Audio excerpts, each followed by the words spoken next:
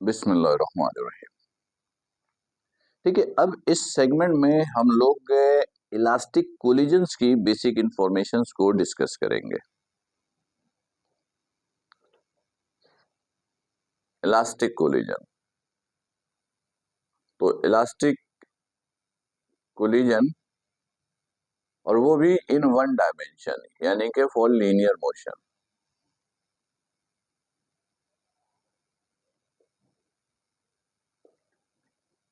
ठीक, अच्छा, सबसे पहला सवाल, लॉ ऑफ मोमेंटम समझ में आ गया? अच्छा, लॉ ऑफ मोमेंटम को आसान से लफ्जों में ऐसे भी बोल सकते हो कि in an isolated system total momentum always be conserved. क्योंकि आपने बोला ना कोलिजन से पहले कोलिजन के बाद बराबर है, बराबर का मतलब यही है चेंज नहीं होगा।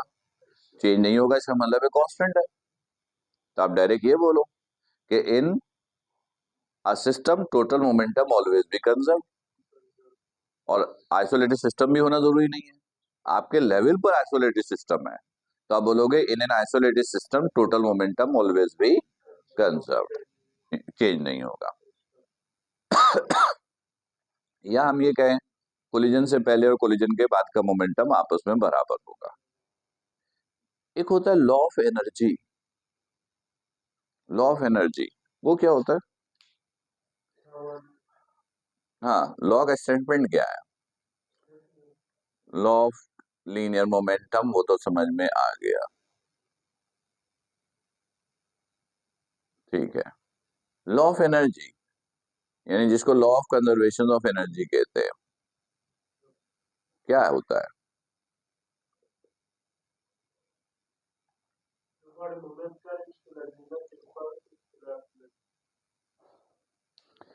छोटी क्लास में आपने ये पढ़ा है कि एनर्जी में convert one form to another form, not be destroyed और neither be created. Sorry, energy एक फॉर्म से दूसरी फॉर्म में कन्वर्ट हो सकता है, ना तो क्रिएट होगा ना डिस्ट्रॉय होगा। जैसे देखो, इस वक्त मेरे बॉडी के अंदर जो एनर्जी है वो कौन सी एनर्जी है? पोटेंशियल है।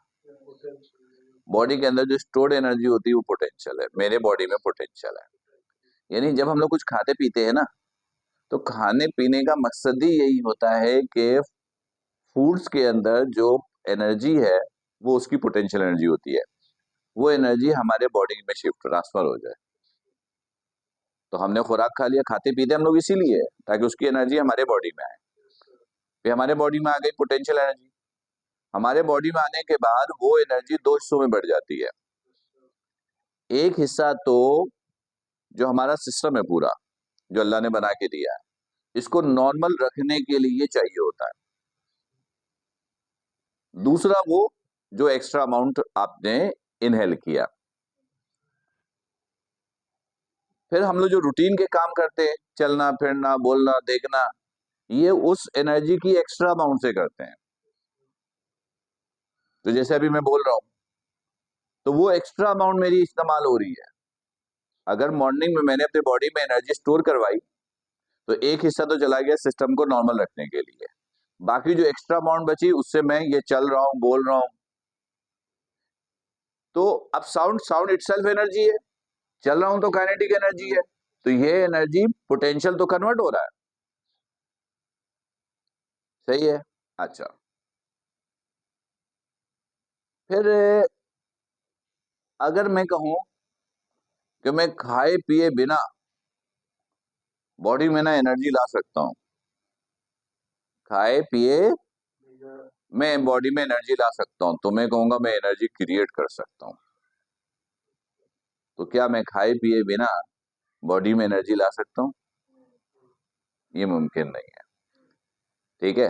अगर मुमकिन होता तो खाने पीने का सिस्टम खत्म हो जाता ना, तो एनर्जी क्रिएट नहीं हो सकता, एनर्जी क्रिएट नहीं हो सकता, अल्लाह ने ऐसा सिस्टम दिया ही नहीं है। फिर अगर फर्ज करो कि बहुत शिद्दत की आपको भूख लगी थी, बड़ी शिद्दत की, और अच्छा खा पी लिया आपने, फिर पेट भर गया बिल्कुल, अब मैं आपसे कहूं कि यार वो जरा पहले वाली पोजीशन पे आ जाना जल्दी से, जैसे किसी सख्त रोजे में आपने रोजा रखा हुआ है, सख्त रोजा था, गर्मी का रोजा, शिद्दत का रोजा लग गया, फिर अफ्तार में जैसी अजान हुई आप टूट पड़े, 15-20 मिनट के बाद आपकी क्या कैफियत होती है वो आपको पता है, सब कुछ फुल। अब मेरी फरमाइश आई कि बेटा एक काम करो, जरा अफ्तार से पहले वाली पोजीशन पर आ जाओ। आप बोलोगे सर अब तो नहीं हो सकता है, अब कल शाम तक इंतजार कीजिए, कल शाम तक इंतजार करेंगे वो तो कन्वर्जन हो जाएगी। अगर उसी वक्त तुमने कर लिया तो मैं कहूंगा यार आपने एनर्जी डिस्ट्रॉय कर दी, लेकिन एनर्जी को डिस्ट्रॉय करना मुमकिन नहीं है। एनर्जी ना तो क्रिएट होगा ना डिस्ट्रॉय होगा, ठीक है, सिर्फ एक फॉर्म से दूसरी फॉर्म में कन्वर्ट होगा। ये है law of conservation of energy. लेकिन कोलिजन की फॉर्म में law of conservation of energy क्या है? Total energy before collision always be equal to total energy after collision. यानी अगर बॉडी कोलिजन करता है, फर्स्ट करो ये सिचुएशन है, M1 M2 U1 U2, collision हुआ, मास तो चेंज हुआ नहीं, velocity V1, this is V2, collision हुआ। तो कोलिजन से पहले की एनर्जी और कोलिजन के बाद की एनर्जी आपस में क्या होगी? बराबर, बराबर होगी। लेकिन सवाल पैदा होता कौन सी एनर्जी, क्योंकि बॉडी के पास तो दो तरह की एनर्जी होगी। अगर मोशन है, एक काइनेटिक और दूसरी पोटेंशियल, तो कौन सी energy? Kinetic energy. Total kinetic energy before motion always be equal to total kinetic energy after the motion. जी, total kinetic energy before motion बराबर होगा total kinetic energy after the motion. ये है law of conservation of energy, ठीक है। अच्छा, अब एक सवाल, लॉ ऑफ एनर्जी हर सूरत वेरीफाई होगा या नहीं होगा? हाँ, अच्छा पहले तो लॉ ऑफ मोमेंटम बताते हैं, पूछते हैं लॉ ऑफ मोमेंटम का क्या वेरीफाई होना हर मर्तबा जरूरी है या नहीं? यानी कोई ऐसी सिचुएशन भी जहां पर लॉ ऑफ मोमेंटम नहीं वेरीफाई हो? Answer is no. Law of momentum हर सूरत वेरीफाई होता है, सिस्टम आइसोलेटेड हो, नॉन आइसोलेटेड हो, कोई भी सिचुएशन हो वो वेरीफाई होगा। अब हो जाएगा एनर्जी। एनर्जी के बारे में क्या राय है, क्या एनर्जी भी हर वक्त वेरीफाई होगा? Answer is no. Law of energy कभी वेरीफाई होगा और कभी वेरीफाई नहीं होगा, कोलिजन की फॉर्म में, कोलिजन की फॉर्म में। यानी total kinetic energy before collision बराबर होगा total kinetic energy after collision. ये वेरीफाई होना हर वक्त जरूरी नहीं है। तो अब गौर से सुनना, अगर लॉ ऑफ मोमेंटम भी वेरीफाई हो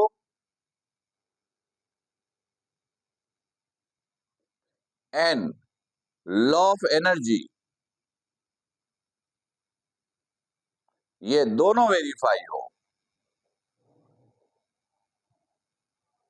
दोनों वेरीफाई हो, तो ऐसे कोलिजन को कहते हैं इलास्टिक कोलिजन, इलास्टिक कोलिजन। और अगर लॉ ऑफ मोमेंटम वेरीफाई हो, लॉ ऑफ मोमेंटम वेरीफाई हो, लेकिन लॉ ऑफ एनर्जी वेरीफाई न हो, गुड, तो इसको कहते हैं inelastic collision, inelastic collision, right, ठीक, ओके। फर्स्ट करो कि इलास्टिक कोलिजन हो रही है। फर्स्ट करो इलास्टिक कोलिजन है, मतलब लॉ ऑफ मोमेंटम भी वेरीफाई हो रहा है और लॉ ऑफ एनर्जी भी वेरीफाई हो रहा है। तो अगर लॉ ऑफ मोमेंटम वेरीफाई हो रहा है तो उसके लिए इक्वेशन ये बनता है, m1 याद है, बोलो, m1 u1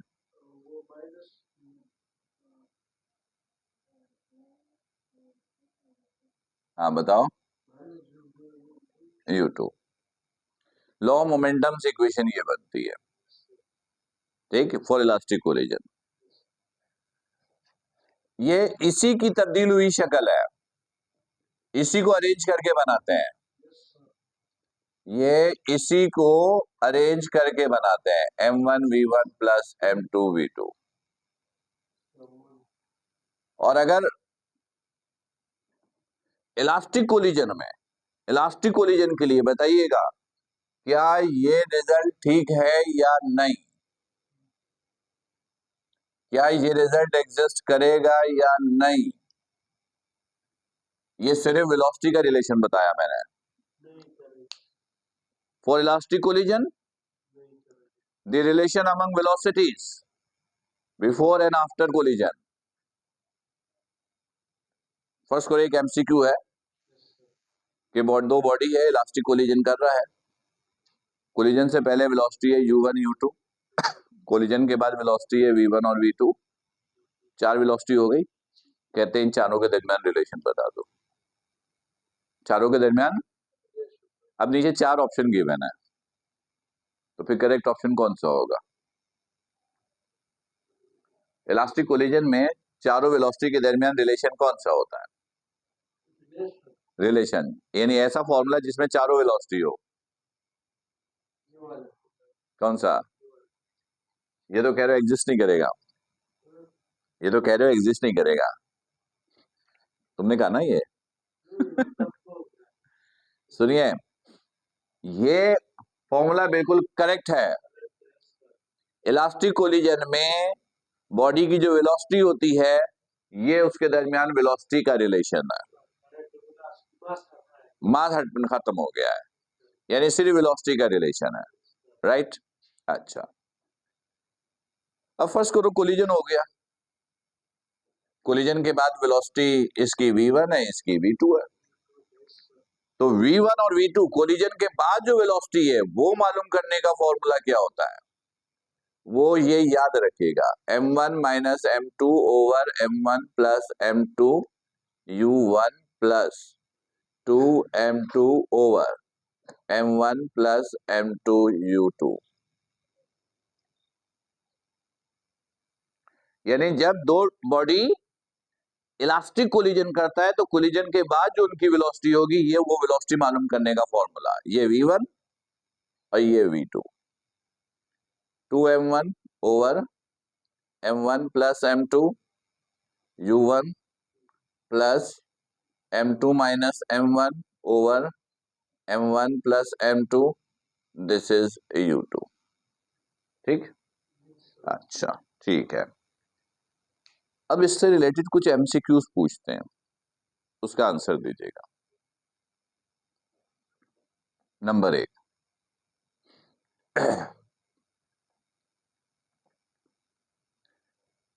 ये जो दो बॉडी है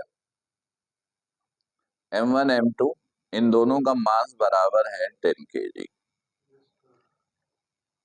कितना है, 10 kg। m1 मूव कर रहा है 5 मीटर पर सेकेंड से और m2 मूव कर रहा है चलो 10 मीटर पर सेकेंड से। दो बॉडी है, मास दोनों का 10 kg है, ये मूव कर रहा है 5 मीटर पर सेकेंड, ये मूव कर रहा है 10 मीटर पर सेकेंड, दोनों ने इलास्टिक कोलिजन कर ली। इलास्टिक कोलिजन के बाद अब v1 पूछ लेंगे या v2 पूछ लेंगे एमसीक्यूज में। यानी वेलोसिटी ऑफ m1 पूछ लेंगे या वेलोसिटी ऑफ m2 पूछ लेंगे आफ्टर कोलिजन। तो अब दो तरीके से आंसर दे सकते हो। पहला तरीका, पुट करो इसमें, अगर v1 पूछा है तो इसमें पुट करो, m1 m2 तो मैंने दे दिया है, u1 u2 भी है, पुट करेंगे निकाल लेंगे। लेकिन इतना कैलकुलेशन कौन करे, तो फिर आंसर कैसे देंगे। बस एक इंफॉर्मेशन याद रखिएगा, जब मास इक्वल हो, जब मास इक्वल हो और बॉडी इलास्टिक कोलिजन करे तो बॉडी की वेलोसिटी इंटरचेंज हो जाती है, एक्सचेंज हो जाती है। जब मास इक्वल हो, इफ मास इक्वल हो, इलास्टिक कोलिजन करे, इलास्टिक कोलिजन करे तो वेलोसिटी जो है एक्सचेंज हो जाती है। एक्सचेंज का मतलब, ये देखो, इसकी वेलोसिटी इसमें आ जाएगी, इसकी वेलोसिटी इसमें आ जाएगी, यानी v2 बराबर हो जाएगा u1 के और v1 बराबर हो जाएगा u2 के, यानी कि v1 बराबर हो जाएगा u2 के और v2 बराबर हो जाएगा u1 के। तो अगर मैं आपसे कहूं कि इक्वल मास वाला बॉडी इलास्टिक कोलिजन कर रहा है, पहली की वेलोसिटी इतनी, दूसरी की इतनी है, v1 पूछे तो आंसर इज 10। v1 पूछे, v1 का मतलब m1, वेलोसिटी एक्सचेंज, इसकी वेलोसिटी इसमें, इसकी वेलोसिटी इसमें, तो v1 हो जाएगा 10 और v2 हो जाएगा 5, यानी डायरेक्ट आंसर देंगे कि v1 हो जाएगा 10 और v2 हो जाएगा 5। याद रहेगा? ठीक है। फिर मास डिफरेंट होगा तो मालूम करना है, लेकिन मास डिफरेंट का हम आपसे पूछेंगे नहीं एमसीक्यूज में, बहुत कम चांसेस है। हाँ, मैं ये कह रहा हूँ बहुत कम चांसेस है कि फॉर्मूले से हम कोई कैलकुलेशन लंबी। देखो, टेस्ट का मकसद ये जांचना नहीं है कि आपने रट्टा सही मारा हुआ नहीं मारा हुआ है। टेस्ट का मतलब देखना है कि आपकी जहनी सताहत कितनी है, एफिशिएंसी कितनी है, सोचने की सलाहियत कितनी है, क्योंकि आगे जिस फील्ड में जाओगे वहां तो सब काम जहन का है, ठीक है, कोई रट्टे का थोड़ी है। तो इसलिए आप, हम एमसीक्यूज ऐसी देंगे ही नहीं जिसमें सिर्फ फॉर्मूले यूज हो, रट्टे की चीजें यूज हो। ओके, चलो अब इसका आंसर दो। चलो, अब मैंने कहा m1 m2 बराबर है 5 kg, v2 मैंने दिया 10 मीटर पर सेकेंड और m1 जो है वो रेस्ट में है, m1 रेस्ट में है, m1 रेस्ट में है, v2 10 मीटर है, m1 m2 का मास 5 kg है। मैंने कहा v2 नहीं, सॉरी, u2, u2 है 10, और मैंने आपसे कहा कि अब हम कह देंगे अच्छा चलो भाई v2 निकाल कर दो, या हम कह देंगे एग्जाम में v1 निकाल के दो। फिर देखो, m1 m2 ये दिया हुआ है, m2 जो है ना उसकी वेलोसिटी ये है, m2 की वेलोसिटी ये है और m1 रेस्ट में है। तो हम पूछेंगे कि m2 की वेलोसिटी बताओ या m1 की वेलोसिटी बताओ, तो बताओ क्या होगा आंसर, सोचो। m1 रेस्ट में, हाँ, ये देखो मैं फिगर से समझाता हूँ, ये बराबर है 5 kg 5 kg, फिर कोलिजन हो गया, ये m1 था, ठीक है, ये m1 है, ये रेस्ट में है, रेस्ट का मतलब क्या होता है, 0, गुड, और ये u2 है 10, कोलिजन हो गया, मास तो वही रहेगा 5 kg 5 kg, इसकी वेलोसिटी v1, इसकी v2, तो ये कितनी होगी,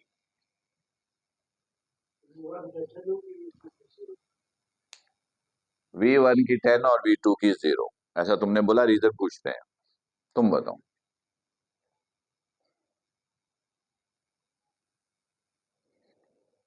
चलो सुदेश तुम बताओ, क्यों बोला तुमने ऐसा?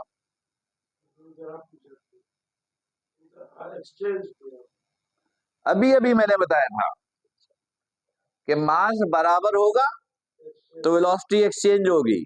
मैंने यहाँ ये थोड़ी बोला था कि दोनों का मूव करना भी जरूरी है या मूव करना जरूरी नहीं है। मैंने क्या बोला था कि बॉडी का मास बराबर है, इलास्टिक कोलिजन कर रहा है तो वेलोसिटी एक्सचेंज हो जाएगी। मास बराबर है तो वेलोसिटी इंटरचेंज होगी, चाहे कोई मूव करे या नहीं करे। तो V1 हो जाएगा 10 और V2 हो जाएगा 0। सही है, चलो ठीक है। V1 हो गया 10 और V2 हो गया 0, यानी वेलोसिटी एक्सचेंज हो जाएगी, वेलोसिटी एक्सचेंज हो जाएगी। चलो अब इसका सोच के जवाब देना।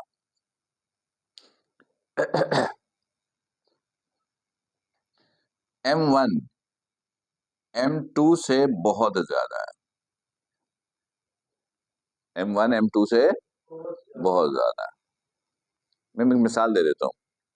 मैं M1 हूं, मैं 200 kg का हूं। कितनी का? 200 kg। मैं M1। मेरे सामने एक बच्चा है 1 kg का, एक वो M2। M1 M2 से बहुत ज्यादा, जो डबल क्रेटर का साइन होता है ना, इसका मतलब होता है डिफरेंसेस बहुत है। मैं 200 kg का, वो 1 kg का, इसका ये मतलब होता है।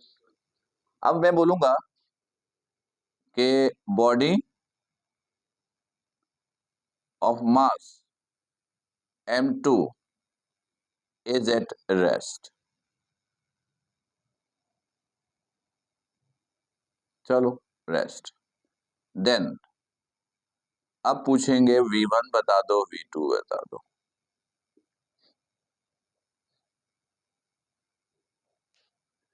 वेलोसिटी वेलोसिटी कुछ नहीं दी, सिर्फ एक के बारे में बताया बस। अच्छा, अब जो चार ऑप्शन देंगे ना वो ऐसे देंगे कि V1 बराबर है U1, V1 बराबर है U2 या V1 बराबर है 0। अब ऐसे देंगे चार ऑप्शन, सोच के बताओ। अच्छा जरा एक्सपेरिमेंट करो। मैं 200 kg का, ये देखोगे मैं 200 kg का।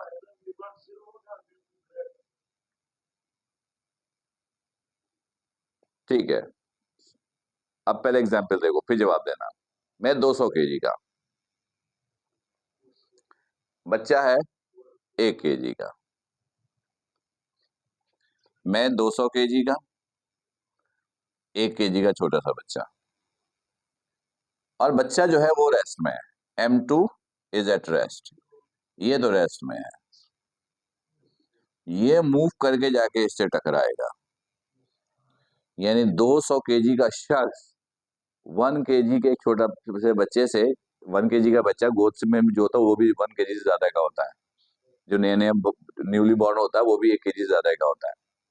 200 kg का इंसान, मैं सिर्फ 80 kg का इंसान हूँ, सोचो 200 होगा तो कितना होगा। 200 kg का इंसान एक 1 kg के बच्चे से जाके टकरा रहा है, तो पहले बताओ मेरी वेलोसिटी पे कोई फर्क पड़ेगा? नहीं पड़ेगा। मुझ पे क्या फर्क पड़ेगा? 200 kg का इंसान एक 1 kg के बच्चे से टकरा रहा है, मतलब V1 में कोई फर्क नहीं पड़ेगा। इसका मतलब है कि V1 और U1 बराबर होगा, मेरी वेलोसिटी पे तो कोई फर्क नहीं पड़ रहा। लेकिन बच्चा, जब मैं जाकर टकराऊंगा 1 kg के बच्चे से, तो बच्चा तो बहुत दूर फेंकाएगा। जरा इमेजिन करो, गाड़ी चला रहे हो, गाड़ी गाड़ी समझो 2000 kg का, सामने एक इंसान खड़ा है और स्पीड पे आकर आप बंदे को मार देते हो, तो गाड़ी तो फिर चल जाएगी आगे, लेकिन वो बंदा तो दूर उड़ के फेंकाएगा। ऐसे ही है ना? तो याद रखोगे कि जब M1 M2 से बहुत ज्यादा हो और जिसका मास बहुत कम है, जिसका मास बहुत, वो रेस्ट में हो, तो कम मास वाले बॉडी की वेलोसिटी पहले के मुकाबले में डबल हो जाती है, यानी 2U1 हो जाती है। राइट? क्लियर? अच्छा, अब इसी को अगर मैं रिवर्स कर देता हूं, फिर बताइएगा जरा, एक मिनट, यही सवाल यही है बिल्कुल, मतलब सिचुएशन यही है, ठीक है? अच्छा, अब M1 रेस्ट में है, पहले M2 रेस्ट में था, अब M1 रेस्ट में है। अब बताना है V1 V2, अब बताना है V1 V2, बताओ क्या होगा?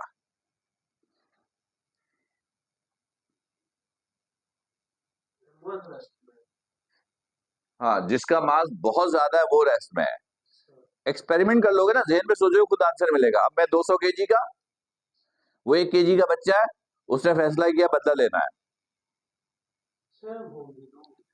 अब वो, मैं खड़ा हूं, अब वो बच्चा आकर मुझसे टकरा रहा है, यानी 200 केजी, 2000 किलो का एक ट्रक खड़ा है, और एक साइकिल आकर बोलता है कि मैं इससे जाकर टकराऊंगा, बदला लूंगा।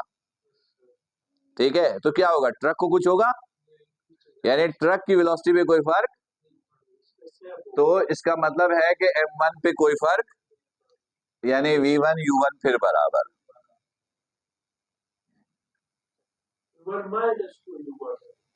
और V2 क्या होगा? वो बच्चा आएगा, मुझसे टकराएगा, टकरा के वापस जाएगा, यानी बिल्कुल V2 बराबर होगा -U1 के,